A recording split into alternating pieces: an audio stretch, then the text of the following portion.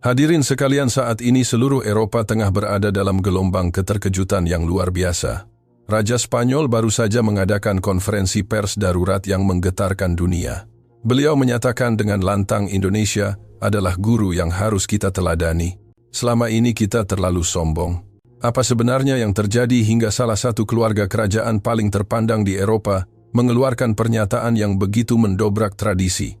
Segalanya bermula 4 hari yang lalu, sebuah insiden pendaratan darurat di Bandara Internasional Soekarno-Hatta yang mengubah sejarah. Pesawat khusus kerajaan Spanyol mengalami kegagalan sistem hidrolik dan terpaksa mendarat di tanah Indonesia.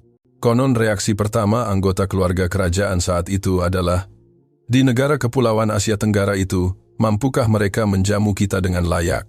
Namun hanya dalam 72 jam pandangan mereka berputar 180 derajat. Media dunia seperti BBC, Reuters, dan AFP berbondong-bondong menuju Jakarta. Para pemimpin negara Eropa bahkan mengadakan pertemuan darurat.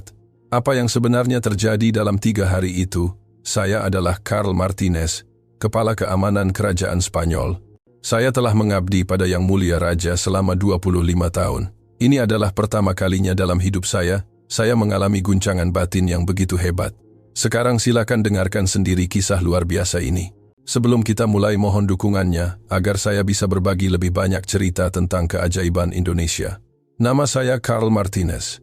Selama 25 tahun saya telah berkeliling Eropa Timur Tengah hingga Amerika. Saya telah merasakan berbagai bentuk penyambutan dari berbagai negara, menginap di hotel-hotel terbaik, dan mendarat di bandara-bandara tercanggih di dunia. Namun apa yang saya saksikan di Bandara Internasional Soekarno-Hatta hari itu benar-benar meruntuhkan seluruh standar profesional yang saya pegang selama seperempat abad. Peristiwa ini bermula saat pesawat kerajaan lepas landas dari Madrid menuju Manila, Filipina. Ini adalah kunjungan resmi Yang Mulia Raja Ratu serta 6 anggota Dewan Penasihat Kerajaan. Agenda makan malam kenegaraan dengan Presiden Filipina telah tersusun rapi. Namun saat melintasi wilayah udara Indonesia, pesawat mulai bergetar hebat. Kapten melaporkan situasi darurat, sistem hidrolik mengalami masalah serius. Kami harus segera mendarat di bandara terdekat. Pilihan terbaik adalah Soekarno-Hatta, Jakarta, sekitar 40 menit perjalanan. Jika lanjut ke Manila butuh lebih dari 1 jam dan kembali ke Singapura pun terlalu berisiko. Saat melaporkan ini kepada Yang Mulia, wajah beliau tampak tegang. Salah satu penasihat kerajaan bahkan menunjukkan ekspresi tidak senang. Begitulah citra Indonesia di mata mereka saat itu, sebuah negara yang mereka anggap hanya sebagai pengekspor komoditas atau destinasi wisata tropis, bukan tempat yang layak dikunjungi oleh bangsawan Eropa dalam misi diplomatik tinggi. Tapi keamanan adalah prioritas utama. Kejutan luar biasa dimulai bahkan sebelum roda pesawat menyentuh aspal. Suara yang terdengar dari menara pengawas bandara adalah bahasa Spanyol yang sempurna. Di Eropa menggunakan bahasa Inggris adalah standar, namun di Bandara Asia ini kami mendengar bahasa Spanyol dengan logat Kastilian yang sangat murni. Prosedur pendaratan darurat dilakukan dengan kecepatan yang sulit dipercaya. Landasan pacu segera dikosongkan, mobil pemadam kebakaran dan ambulan sudah bersiaga. Pendaratan berlangsung begitu mulus hingga kami tak menyangka bahwa pesawat ini sedang mengalami kerusakan teknis. Begitu pintu pesawat terbuka dan kami melangkah menuju garbarata, saya nyaris tidak percaya dengan apa yang saya lihat. Di pintu masuk, para staf yang mengenakan seragam sangat rapi berbaris dalam 2 lajur. Lebih dari 15 orang membungkuk hormat dan menyapa dalam bahasa Spanyol yang fasih. Seorang pria Indonesia yang berdiri paling depan memperkenalkan diri sebagai kepala tim protokol VIP bandara. Ternyata, ia pernah bertugas sebagai diplomat di Madrid selama 7 tahun. Pelafalan dan penggunaan tata bahasa formalnya sangat sempurna, bahkan setingkat dengan pejabat tinggi di Madrid. Mereka telah menyiapkan layanan penyambutan khusus. Di atas kursi roda mewah, yang disediakan terukir lambang resmi Kerajaan Spanyol. Padahal ini adalah pendaratan darurat tanpa pemberitahuan sebelumnya. Bagaimana mereka bisa menyiapkan semua ini dalam waktu sesingkat itu, benar-benar teka-teki. Kejutan belum berakhir. Setiap anggota keluarga kerajaan diberikan minuman khas Indonesia yang segar, es cendol, durian kualitas premium, serta kudapan lapis legit yang aromanya begitu menggoda. Menyiapkan simbol keramah tamahan setinggi ini dalam waktu singkat adalah sebuah keajaiban logistik. Saat bergerak melalui jalur VIP, kami terus terpukau. Di sepanjang dinding lorong tergantung replika seni tingkat tinggi dari karya-karya pelukis besar Spanyol seperti Velázquez, Goya, dan Picasso. Saya tidak tahu apakah itu memang pajangan tetap atau seseorang telah menukarnya dengan sangat cepat untuk menyambut kami. Pemeriksaan imigrasi pun berlangsung sangat kilat di area khusus VIP. Petugas membimbing kami dengan bahasa Spanyol yang sangat sopan. Pemeriksaan paspor selesai dalam waktu kurang dari 2 menit lebih cepat daripada di Bandara Barajas Madrid. Saat itulah kami menerima tawaran yang tak terduga. Tim medis yang bersiaga menyarankan pemeriksaan kesehatan menyeluruh. Mereka khawatir guncangan saat pendaratan darurat menyebabkan trauma atau gangguan kesehatan bagi anggota kerajaan yang sudah sepuh. Kepedulian semacam ini belum pernah kami rasakan di belahan Eropa manapun. Bagasi kami pun sudah tertata rapi. Di setiap koper tergantung label nama pemilik yang ditulis dengan indah dalam bahasa Spanyol dan Inggris lengkap dengan cetakan lambang kerajaan Spanyol. Saya tidak tahu siapa yang melakukan ini dan kapan waktunya. Kepala protokol bahkan merekomendasikan sebuah hotel di kawasan pusat Jakarta yang memiliki Royal Suite khusus yang sering digunakan oleh tamu kenegaraan Eropa lengkap dengan koki spesialis masakan Spanyol. Saat keluar dari bandara, kami kembali tercengang. 5 unit mobil Maybach dengan spesifikasi yang sama persis dengan yang digunakan di Istana Madrid telah berjejer rapi. Setiap pengemudi mengenakan setelan jas dan sarung tangan putih.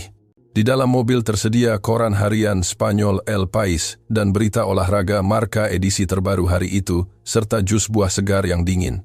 Semua ini bukan permintaan kami. Kepala protokol mengatakan mereka mendapat kontak darurat dari kedutaan Spanyol dan Indonesia, selalu memberikan yang terbaik bagi tamu. Tapi menyiapkan semua ini hanya dalam 40 menit setelah sinyal darurat masuk adalah hal yang luar biasa. Saat kendaraan memasuki jalan tol menuju pusat kota yang mulia raja pertama kali memecah keheningan, pemandangan di luar jendela benar-benar berbeda dari bayangan beliau. Gedung-gedung pencakar langit yang tak berujung, jalan tol layang yang terawat baik, dan deretan mobil mewah yang melintas menunjukkan infrastruktur kota yang tidak kalah bahkan mungkin lebih megah daripada Madrid atau Barcelona. Apartemen-apartemen tinggi menjulang di setiap sudut kota, bukan 1 atau 2 tapi puluhan dan ratusan. Di Spanyol, gedung setinggi itu hanya ada di pusat Madrid, tapi di sini itu tampak seperti kawasan hunian biasa. Saat menyeberangi jembatan di atas sungai di Jakarta, semua orang terdiam. Pemandangan malam Jakarta sangat megah. Lampu-lampu kota membentang luas, jembatan diterangi cahaya warna-warni yang indah. Seorang penasihat kerajaan berbisik, "Bagaimana bangsa yang kita anggap berkembang ini bisa membangun kota semegah ini?" Pertanyaan yang sama juga ada di benak saya. Spanyol adalah kekuatan besar di Eropa dengan sejarah panjang, namun kepulauan Asia yang kita remehkan ini ternyata memiliki wajah seperti ini. Memasuki kawasan Sudirman SCBD, guncangan budaya semakin besar. Kelompok gedung tinggi dengan pusatnya yang modern mengingatkan kita pada Manhattan di New York. Meskipun sudah jam 9 malam, jalanan masih terang benderang seperti siang hari. Toko-toko bercahaya dan orang-orang memadati jalanan. Yang lebih mengejutkan adalah keamanan di jalanan. Saya melihat wanita berjalan sendirian dengan bebas dan tenang tanpa ada rasa takut sedikit pun. Di Madrid, berjalan sendirian di tengah malam adalah sesuatu yang harus diwaspadai, tapi di sini itu tampak sangat alami. Di setiap sudut jalan terdapat minimarket yang buka 24 jam. Kepala protokol menjelaskan bahwa di Indonesia terdapat puluhan ribu gerai seperti itu, di mana orang bisa membeli apa saja, membayar tagihan, hingga mengirim paket meski di jam 3 pagi. Ini berarti satu toko kecil memiliki fungsi bank dan kantor pos sekaligus. Setibanya di hotel kemewahan, lobinya bahkan membuat Hotel Ritz di Madrid terasa biasa saja. Dan yang mengejutkan, lebih dari 10 staf hotel mampu berbicara bahasa Spanyol dengan sangat lancar. Manajer umum hotel menyapa kami dalam bahasa Spanyol yang sempurna. Ternyata ia adalah orang Barcelona yang sudah bekerja di Indonesia selama 12 tahun. Ketika mendengar bahwa ada ribuan komunitas penutur bahasa Spanyol di Indonesia, kami semua terkejut. Ternyata pertukaran budaya yang tidak kami ketahui telah berlangsung lama. Dalam perjalanan menuju Royal Suite, kami terus mendengar fakta-fakta mencengangkan. Indonesia adalah kekuatan ekonomi utama dunia G20, pusat teknologi digital yang berkembang pesat dan memiliki pengaruh besar dalam rantai pasok global. Begitu masuk ke kamar, semua orang berdecak kagum. Pemandangan malam Jakarta dari lantai 60 benar-benar spektakuler. Lautan lampu yang tak berujung dan aliran lampu kendaraan menyerupai sungai cahaya. Skalanya jauh lebih masif dibandingkan malam di Paris atau London. Yang Mulia Raja berdiri lama di depan jendela dan berkata, "Pelan, kita terlalu sedikit mengetahui tentang Indonesia. Tempat ini benar-benar luar biasa. Malam itu layanan kamar menyajikan makanan Spanyol yang sempurna. Dari jamon Iberico paella hingga gazpacho, rasanya setara dengan restoran bintang Michelin di Barcelona. Kokinya berasal dari Sevilla, yang telah menetap di Indonesia selama 15 tahun. Malam itu saya sulit memejamkan mata. Segalanya terus berputar di kepala: tanggapan bandara yang sempurna, staf yang fasih berbahasa Spanyol, infrastruktur yang luar biasa, dan yang terpenting ketulusan dalam melayani tamu. Selama 25 tahun berkeliling dunia, saya baru pertama kali mengalami hal seperti ini. Dan ini baru permulaan. Keesokan paginya saat sarapan di restoran hotel kami melihat kesibukan pagi Jakarta. Baru jam 7 pagi tapi jalanan sudah penuh. Pekerja dengan setelan rapi berjalan cepat menuju stasiun MRT, anak-anak sekolah menggendong tas berat. Seorang penasihat kerajaan melihat itu dan berkata, "Sepertinya orang-orang di sini sudah aktif sejak dini hari." Manajer hotel menjelaskan bahwa masyarakat Indonesia rata-rata mulai bekerja sebelum jam 8 pagi dan anak sekolah lebih awal lagi.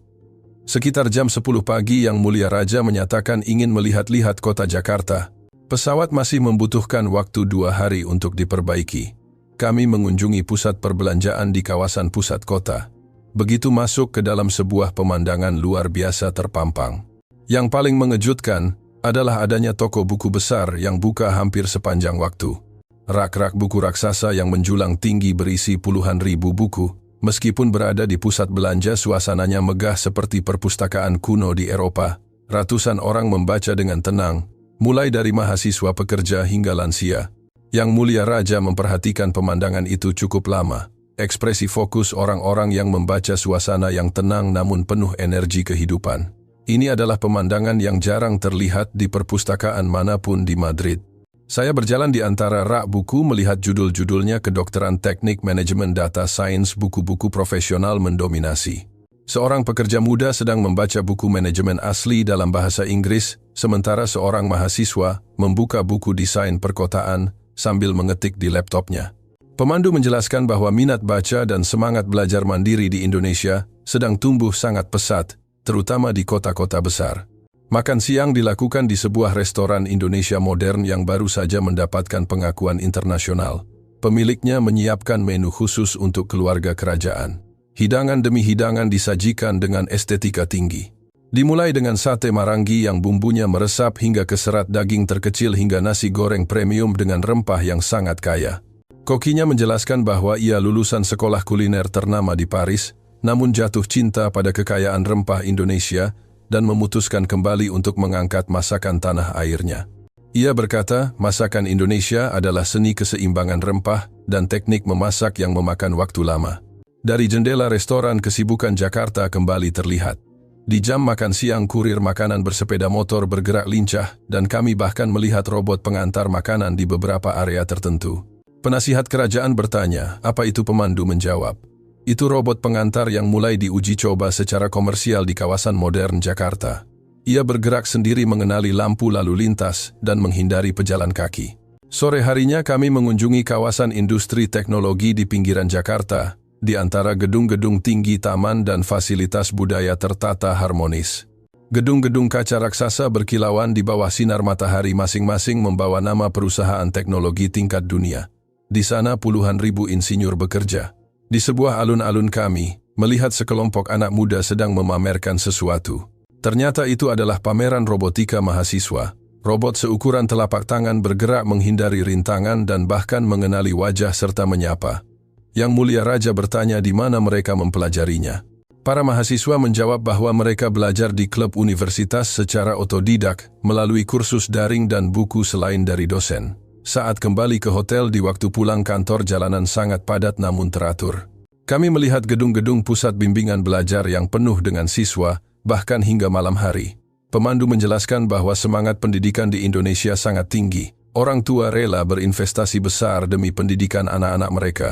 Saya melihat siswa keluar dari gedung belajar sudah jam 10 malam. Meski tampak lelah, mereka tetap memegang buku dan catatan. Malam itu Yang Mulia Raja dan para penasihat berkumpul. Kesimpulannya sama, kekuatan negara ini terletak pada manusianya. Tanpa harus bergantung hanya pada sumber daya alam, mereka membangun bangsa melalui pendidikan. Seorang penasihat berkata, apa yang dilakukan anak muda Spanyol sekarang, kita terlalu nyaman. Malam itu jam 2 dini hari tiba-tiba terdengar teriakan dari kamar sebelah. Saya segera berlari dan melihat Menteri Jose Alvarez, salah satu penasihat utama, tergeletak di lantai sambil memegangi dadanya.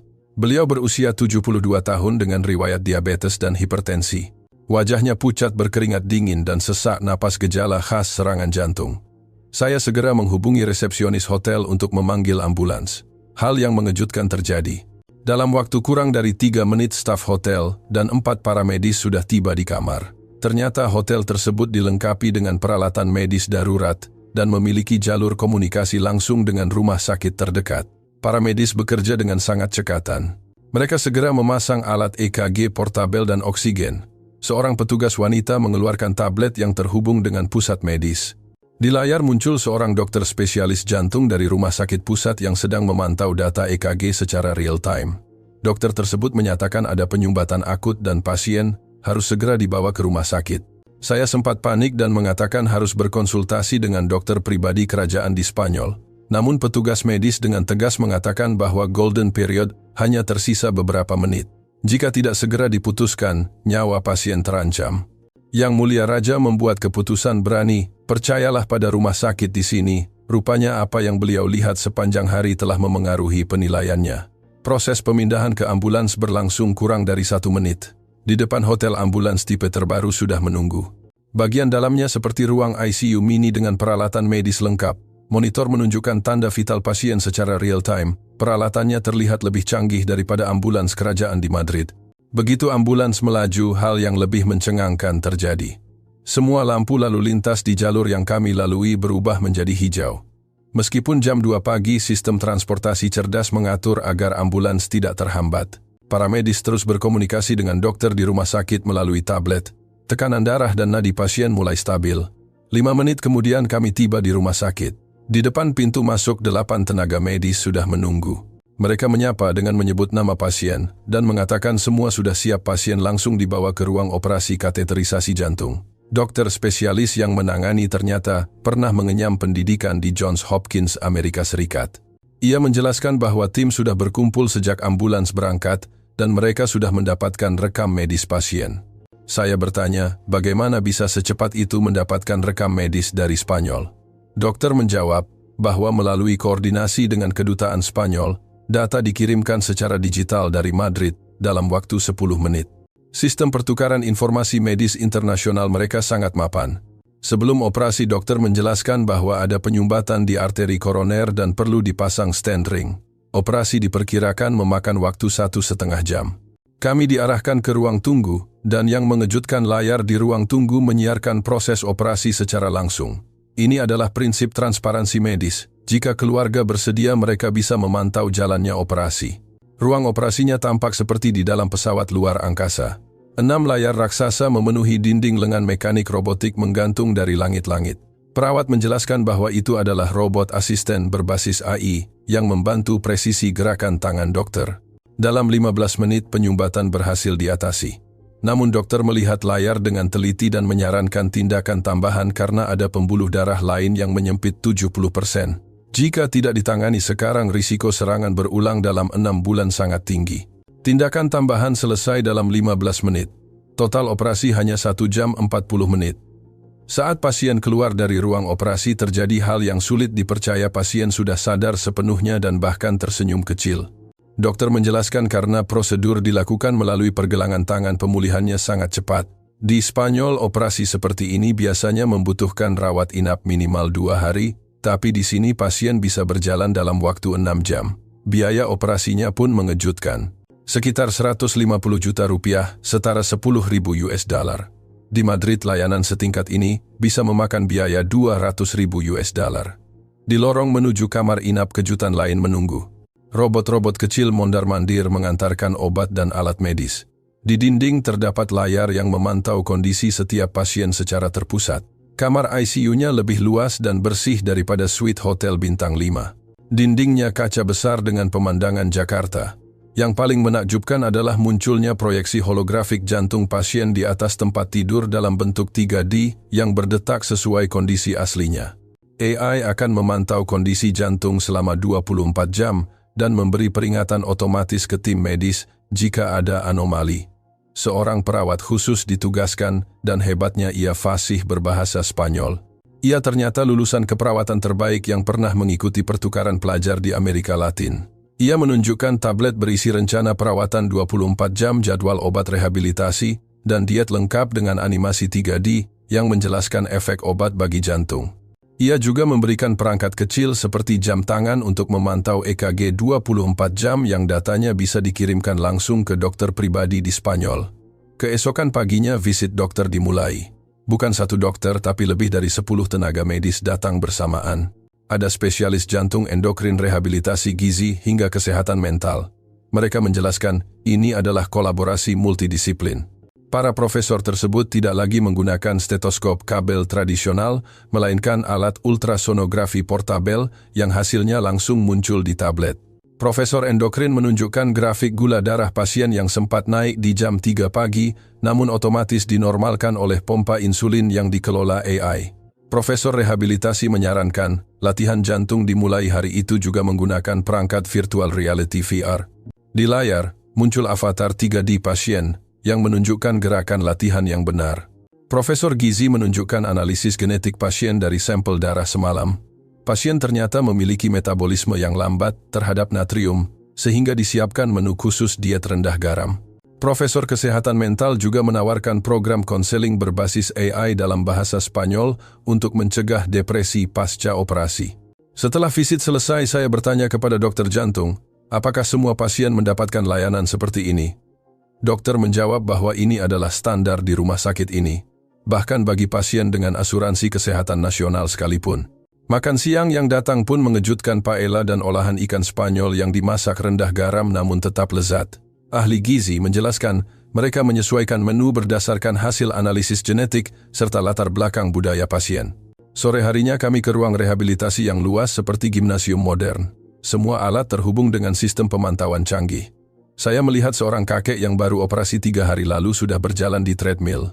Terapis menjelaskan bahwa di Indonesia, rehabilitasi dini sangat ditekankan agar pemulihan lebih cepat. Pasien kami pun mencoba VR rehabilitasi. Ia melihat pemandangan pantai yang indah di dalam kacamata VR, mendengar suara ombak, dan mulai berjalan pelan di tempat. AI secara otomatis menyesuaikan intensitas latihan berdasarkan detak jantungnya. Malam harinya, hasil analisis genetik presisi keluar. Dokter menjelaskan pasien memiliki variasi gen tertentu yang meningkatkan risiko penyakit kardiovaskular. Namun dengan program pencegahan ini, risiko bisa ditekan hingga 70%. Kami diberikan resep obat yang diracik khusus berdasarkan kombinasi gen pasien. Dokter bilang cukup kontrol rutin setiap 3 bulan untuk mencegah kekambuhan. Pasien bergumam di Madrid untuk mendapatkan perawatan sekomprehensif. Ini butuh waktu tunggu 6 bulan, tapi di sini semua selesai dalam 1 hari. Hari ketiga pasien dinyatakan pulih total dan boleh pulang. Para dokter pun terkejut dengan kecepatan pemulihannya. Sebelum keluar, kami menerima sebuah USB berisi seluruh proses dari operasi hingga rawat inap, video operasi hasil lab, dan panduan manajemen kesehatan masa depan, lengkap dengan terjemahan bahasa Spanyol. Sebelum meninggalkan rumah sakit, Yang Mulia Raja menemui Profesor Jantung untuk berterima kasih. Mereka berdiskusi lama di ruang kerja Profesor. Yang Mulia bertanya, bagaimana Indonesia bisa mengembangkan sistem medis secanggih ini? Profesor menjawab, 30 tahun lalu kami tertinggal, tapi melalui investasi besar di pendidikan, pengembangan teknologi dan reformasi sistem yang berpusat pada pasien kami sampai di titik ini. Yang Mulia Raja berbisik Spanyol, harus belajar. Kami memutuskan untuk berkeliling Jakarta sejenak bersama pasien yang sudah pulih. Kami mengunjungi taman kota di pinggir sungai yang tertata sangat apik. Jalur sepedanya membentang belasan kilometer. Karena akhir pekan, banyak keluarga piknik dan anak muda berolahraga. Yang mengejutkan, meski sudah jam 10 malam, suasana masih sangat ramai. Wanita berlari sore sendirian, pasangan muda berjalan santai tanpa ada rasa takut. Pemandu menjelaskan taman ini buka 24 jam dan sangat aman karena tingkat kriminalitas yang rendah serta patroli rutin yang didukung sistem pengawasan cerdas. Fasilitas umumnya pun sangat bersih. Toilet, tempat minum gratis, dan penyewaan sepeda tersedia di mana-mana. Kami berdiri di atas jembatan memandangi Cakrawala Jakarta, gedung-gedung tinggi, cahaya lampu yang tak berujung, dan denyut nadi kota yang tak pernah tidur.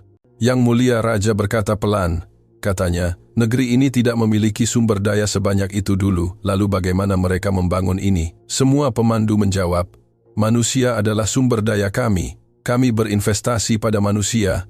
Kami bergerak ke kawasan multikultural. Jalanan masih hidup dengan restoran dari berbagai negara dan berbagai etnis berbaur dengan bebas. Kami mampir ke sebuah restoran Spanyol milik orang Andalusia yang sudah tinggal di Jakarta 10 tahun. Ia bilang Indonesia sangat nyaman, aman dan orang-orangnya ramah. Tidak ada diskriminasi. Di jalan kami bahkan melihat masjid, gereja dan kelenteng yang letaknya berdekatan. Pemandu menjelaskan bahwa Indonesia menjamin kebebasan beragama dan toleransi adalah kunci keharmonisan mereka.